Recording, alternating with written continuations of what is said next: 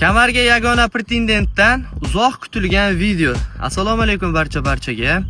Erkebulon To'xtar, g'alabang bilan, chempionlik bilan tabriklayman. Uruven haqida gapiribsan. Uruven haqida kim gapiryapti?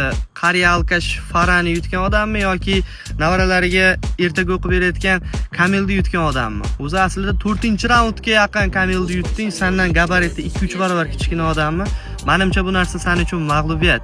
Uchinchidan Uruven haqida sen bilan 2 marta jang qilgan odamga gapirishing noto'g'ri. Ikkinchidan tayyorlan, formada emassan debsan, to'g'risini aytsam, hech qachon formada bo'lmaganman. Men uchun mana forma.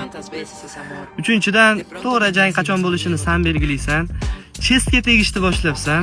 Bu safar bu pozada emas, qaysi pozaga tayyorlaning? Ikkinchidan, nechichidan bo'lib ketdi bilmadim-ku. Seni boshingga tepib, izdivatsiya qilgan odam bilan nokaut bilan g'alaba qozonish nahot senga qiziq bo'lmasa? Nima deymiz? Tayyorgarlikda sen ko'proq qil, sababi 3-4-raundga borib charchab qolyapsan. Biz 5 raund turishamiz. To'g'ri, o'tgan safar proxodga kirishimda ozgina muammolar bo'lgandi. O'sha ilik mazamiz bo'lmagan uchun. Bu safar xudo xolasa kiramiz proxodga. O'shaning uchun tayyorgarlikdamiz. Vaqtini va joyini ayt. Men tayyorman xudo xolasa. Какой привет? Такой ответ. O'zinglar ehtiyot qilinglar. Oshib ketgan bo'lsa uzr. Ramazon oyi muborak bo'lsin.